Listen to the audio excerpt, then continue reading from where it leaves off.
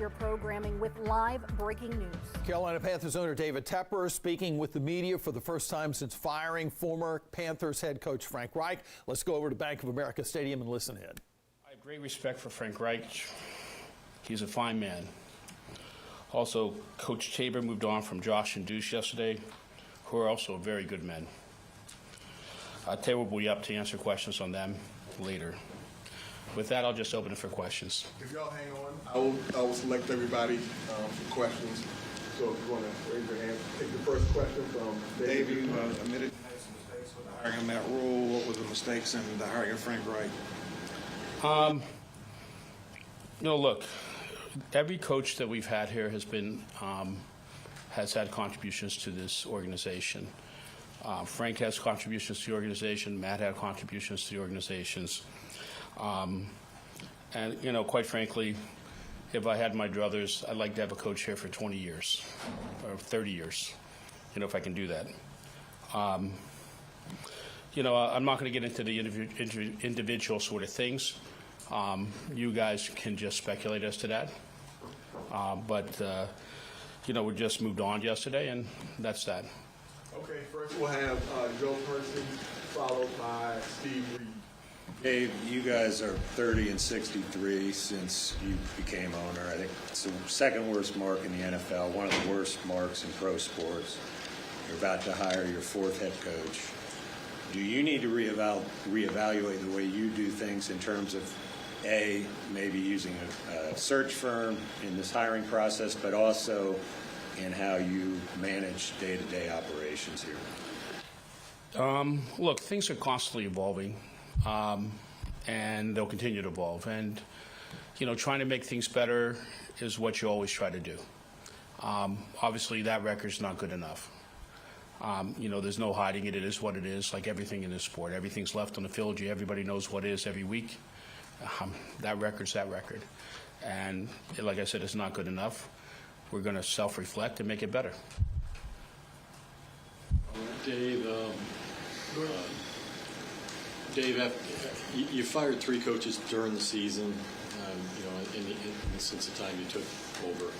Do you feel like that is going to make it more difficult to get a quality head coach here if you choose to hire someone next year? No. And why? I think that, I don't know, and again, I'm not going to get into it here, but I think that, there are different reasons why different things happened in each case. You guys see, like I said, everything is out in the field. Everything is known over time. And I think people know it, the league knows it, and people in the league know it. So I think that if everything was perfect, it wouldn't be the case. And everything was good, it wouldn't be the case. So it's not as if it's not known out there, reasons, and that will be something for people to decide. Just generally speaking, and not here, but and not that this matters because this is here. But, in other aspects of my life, we have people for 20, 30 years that work for me. Nobody ever leaves me. We'll go Phil Orbit and Josh Klein. When Matt was hired, you preached patience and kind of a year-over-year evaluation. Frank gets fired 11 weeks in. To what extent was that due to maybe a philosophical shift in how you view timelines for a rebuild or turnaround? Look, as I said, there are reasons for each individual situation. I think you guys, upon your own reflection into looking what happened through the season, can understand that. You're around town, for those that are around town, and can know the reasons. Again, I'm not going to get into that particularly, into those particulars, but I do have patience. I'm just not, my reputation away from this game is one for extreme patience. There's no reason why that doesn't, come here too. It does. Now, that patience comes with good performance and things that you want to see progress being made on different aspects. And as I said, I would like to have somebody here for 20, 30 years. I'd like to have somebody that would say eulogy at my funeral in 30 years. Okay, maybe it's 40 years, I hope. But that's what I'd like to have. Next we'll have Mike Kay and Eric Spanberg. You preached. You talked about your patience. It's a lot of preaching that I'm doing. So. You talked about your patience. When you moved on from Ron Rivera, you urged the fan base to have patience in terms of bringing in sustained excellence, sustained success. What would your message to fans be now, 4 years later, that maybe feel like their patience hasn't been rewarded or it's not moving in the right direction right now? You know, every week, you know, I watch these games, and I've watched, you know, been around football for a long time. And listen, once upon a time, I was just a fan, poor kid in Pittsburgh. That's what I was. So I know what it is to be a fan, and every day, every week we come in, as part of us are fans. Okay, Nicole and I sit in that box, and we live and die with every play. So I understand how the fans, and I understand their frustration, and I appreciate that. I can just say this, we will make it better. I'm not promising that's going to happen tomorrow, but it may, okay? Football is a really interesting thing, what can happen in 2 or 3 year time span. And what you're trying to do is have every single building block you can for, you know, an organization. And in this organization, you know, while you don't see it, you know, because you see, all you see is on the field, but you guys may know it or may not know it. But behind the scenes, there's been a lot of different changes in the building and a lot of things that have become a lot better inside the building, you know, and just how different people communicate, you know, health, you know, strength room and, you know, and medical people, you know, football operations, nutrition, all those things, all those building blocks underneath the surface have gotten better than when I stepped in the door. Listen, they may be easier things to do, okay? And so we have to make sure that the other things that the fans can see is better too. And also, I would say that for, you know, engagement with past Panthers. And, you know, you should invite you to talk to people who, you know, legends that were here at the Panthers. So we have not gotten what the fans see every day, right? I understand their frustration. We share that frustration every Sunday with them. We got Mike Day and Eric Spanberg. David, in April, you said when you guys drafted Bryce, you said that he was a point guard style distributor who could elevate the talent around him. My question to you is, do you feel like you've put enough around him for him to elevate? And with that said, how will that evaluation of the roster in the next 6 weeks factor into how you evaluate the front office? Look, you know, there's a lot that goes into, you know, what the success on the field is every week. When it's roster, some scheme, how you practice, a lot of things. And obviously we can be better in all phases of that because the product on the field is just not good enough right now. It just isn't. And so we have to try to make every one of those phases better, and whatever it takes to make it better, we're going to try to do. Dave, you've obviously had a lot of changes, not just on the football side, but on the administrative side. Also with Charlotte FC, and you just mentioned a few minutes ago that you're patient. So why do you think there is so much constant churn in this organization, and what can you do to stabilize it? It's, you know, that's an interesting question when you talk about that churn and then what the results are, you know, for that churn, what you call churn. You know, every case is something is done here. It's not just done because it's done by idle wish. There's a reason and there's a purpose and there's a result, and the things goes on. When you talk about the, you know, different parts of this this franchise or this building, if you're referring to the business, you're a business guy. You know, when we came here, there were 10 events a year in this stadium, basically. We played plus 1 or 2 more, maybe.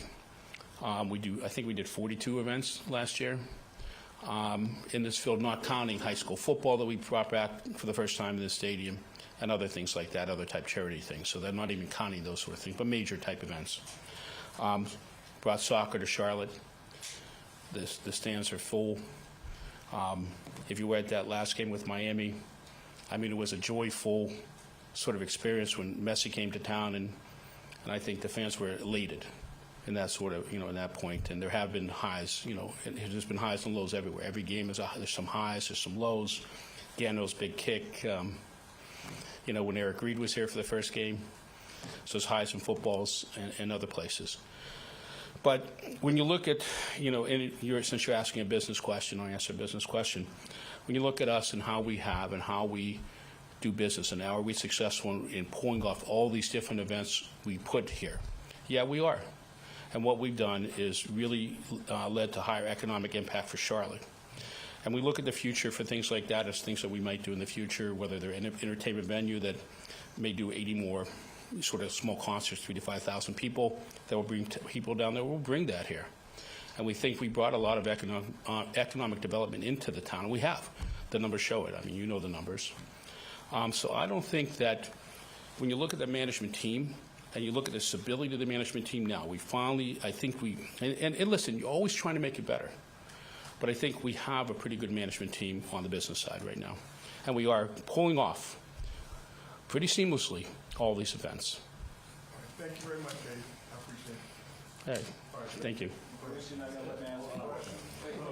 This is the last question. Thank you. Yeah.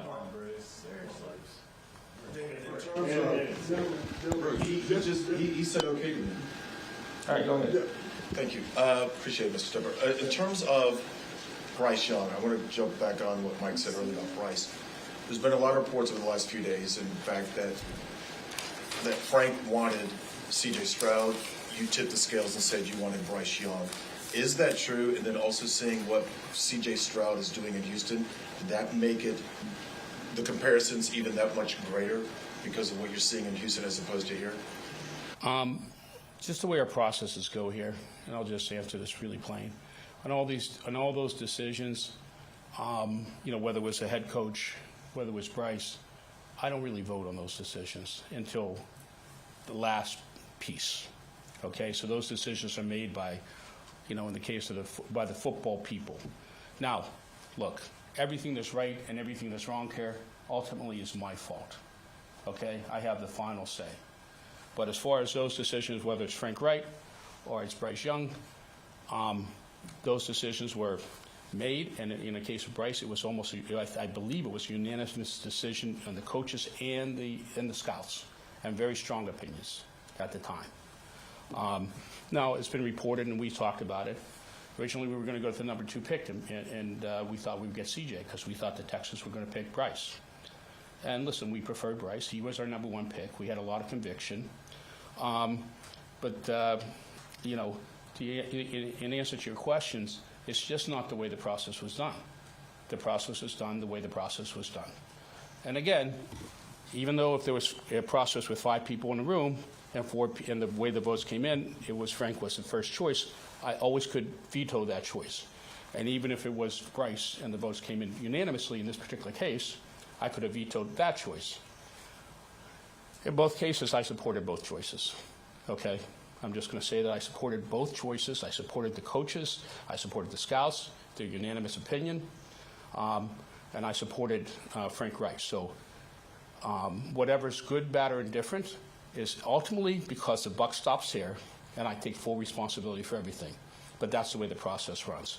And just one last thing, and then we're going to go here.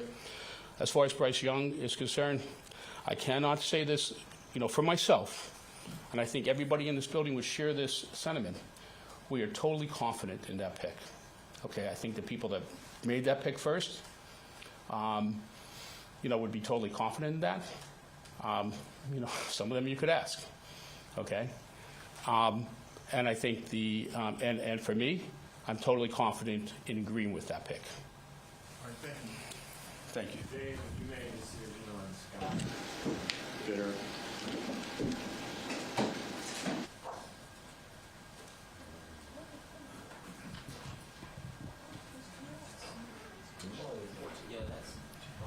All right, well, we just heard from Panthers owner David Tepper addressing the media about the major changes that have happened.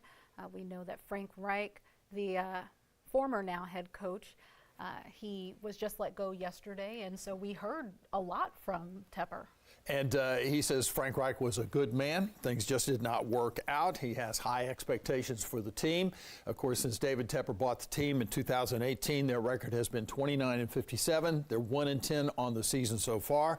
Another big question he answered that about Bryce Young. A lot of theorizing on social media about whether he was the one who chose Bryce Young as the #1 pick in the draft last year to be the quarterback. He says that was a coach's decision, which he supported, and he has full confidence in Bryce Young.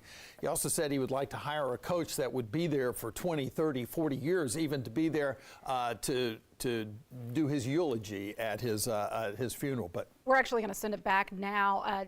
Tabor is currently up. That is the interim coach. Let's listen in. You have relationships with other coaches, and a decision was made, and I understand that, and because the NFL, it's also a business, and so I'm well aware of that. And I'm very grateful and thankful for Coach Wright keeping me around last year when he first got here. And at the same time, I'm thankful for Mr. Tepper having confidence in me to have this opportunity to lead the team these next 6 games. So we're moving forward. Today's a big work day, big game plan day. So with that, I'll answer any questions. All right, I'll pick on the questions that you know. Questions for Coach Tabor? Coach Tabor, Kyle Bailey, WFNZ. What directive, what mandate have you been given for the rest of this season? What do they want to see out of this team after a 1-10 start with no postseason on the horizon? Like, what are those checklists that need to be hit? Well, I think obviously everything that we're always trying to do is put ourselves in position to win games, and that's what we're working on. I mean, really what we're doing right now, and I know it's very cliche-ish, but there's a process. And today's Tuesday's process. We've got to win today to set us up for tomorrow. And if we can do those things, I always say that sets you up for success and gives you an opportunity for success on Sunday. And that's what we're trying to get done. David Newton? Yeah, Chris, how much of your changes you made yesterday with getting rid of Josh McCown and Staley had to do with the development of Bryce Young and trying to improve that? Well, first and foremost, I'd say this. I made those decisions, and as I mentioned earlier in my opening statement, coaching is about relationships, and I respect both those coaches as people and coaches, and I'm going to keep our talks in-house, and anything that we do, we're always trying to continue to improve our team. Alex? Hey Chris, thanks for taking the time. You were the interim coach for a game for one game in 2021 when the head coach had COVID. Yeah. What'd you learn from that experience, and are there any lessons that are transferable into the situation you're in now? No, I think a lot of things that I learned there. It happened a couple times. Also in the spring, Coach got COVID during OTAs, so I was responsible for the team during the week there. And then when we played San Francisco around Halloween, I believe it was.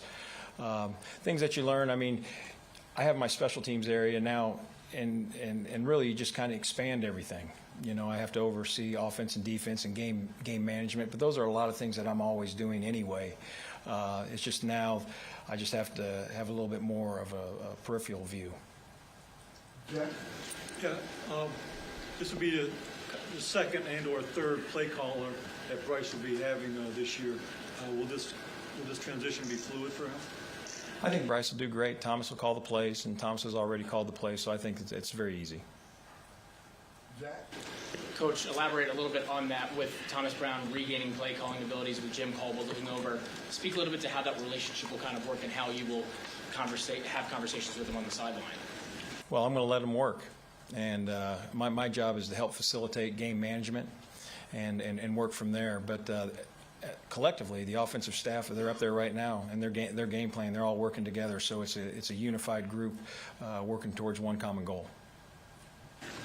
Brett? I got you. After Brett, we'll go Joe. Chris, in terms of offensive philosophies, because the offense obviously has been an issue all year, have you spoken to Caldwell and Thomas about that changing of the offensive philosophies, or anything else that you guys are going to try and change? We've or is it going to be status quo? No, we've talked about things, and at the same time, I'm going to probably keep those in-house. And you can't overhaul everything, but I think you can do some things, and we'll work on that.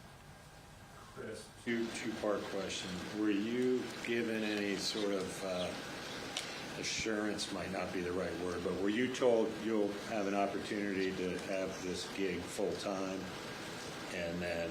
No, I haven't had that assurance. And to be honest with you, I'm working on today, and that's all I'm focused on. And then secondly, you were obviously here last year when Steve took over. What will you take away from how he handled it? You guys finished up pretty strong, obviously. I think there's a lot of things you can learn from that experience right there. I think it still goes back to just winning the day and winning the process. And like I said earlier, I know it's very coach speak and those things, but I do believe that because in this business, I mean, the NFL train is always moving, and the NFL monster will eat you at any time, and you need to be prepared, and you need to take the proper steps to set yourself up for success, and that's what we're trying to work on right now. Coach, in addressing the team after this transition, what was important for you to convey? There were some things that we talked about that I'm going to keep in house. I would say this, and I talk about this in our special teams unit. When you turn the tape on, I just want people to say that's a classy, hard-hitting unit that plays with great unity, and that's probably how I'd sum that up. Jeff? Caldwell has a lot of experience. Is that someone you're going to lean on in the background? Oh, 100%. I mean, think about, okay, I'm the interim head coach for 6 games. I have Coach Caldwell down the hall, Coach Capers down the hall, 2 very highly successful coaches and men in this league. So, yes, I go to them quite a bit. Mike Salate, followed by Sheeman. What is your philosophy and your thought on keeping this room together? Because when a coach is dismissed, I mean, there's the real potential for fracturing and for guys to kind of not be on the same page. Well, here's how I look at it. The tape is all that matters. That's my resume. How, for example, how my units play, that's my resume. How a player plays, that's his resume. And what I would say to anyone, I've used this before, and because I've been in this situation before, when there's change, all you can handle is what you can do.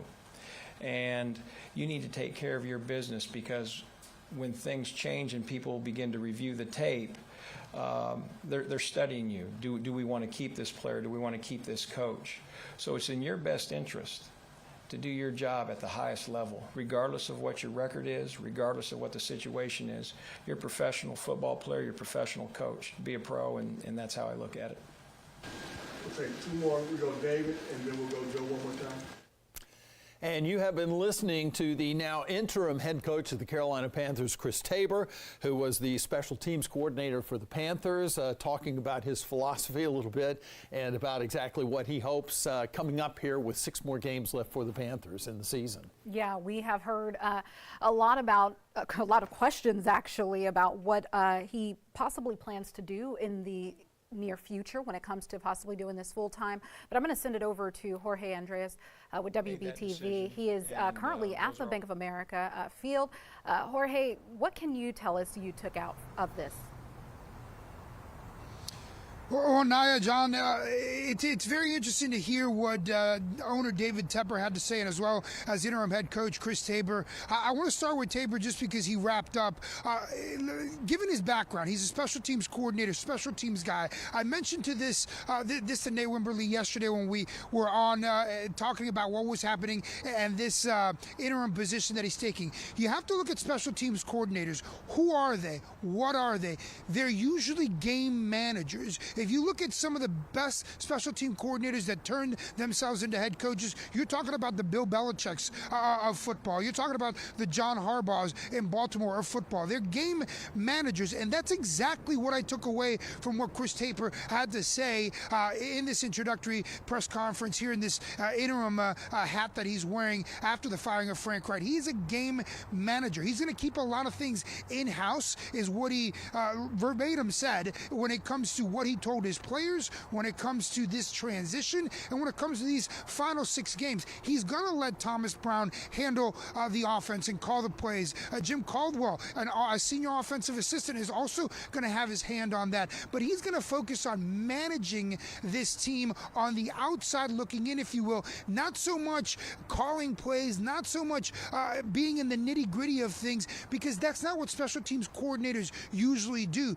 John Harbaugh runs a team like that. Bill Belichick runs a team like that. And I'm not saying that Tabor may be one of those coaches, but that's definitely the approach that he's taking. Now, if I pivot now and talk about what David Tepper said, one of the biggest takeaways that I got from what he said to the media and what he addressed was patience. He was asked a lot about patience, and he said that he is patient usually in business, but he has to continue to establish patience. He's a fan. He grew up a fan, so he shares the frustrations. He shares the frustrations of every fan out there.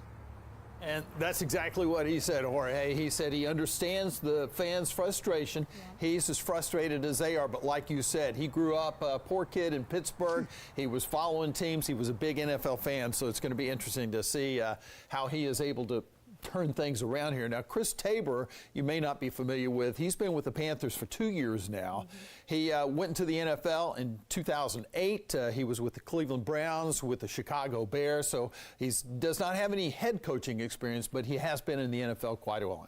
And we'll have more for you at noon. We'll have more later. All right. Thank you so much. This has been a special report from WBTV. We'll be back at noon. Hope you'll join us in.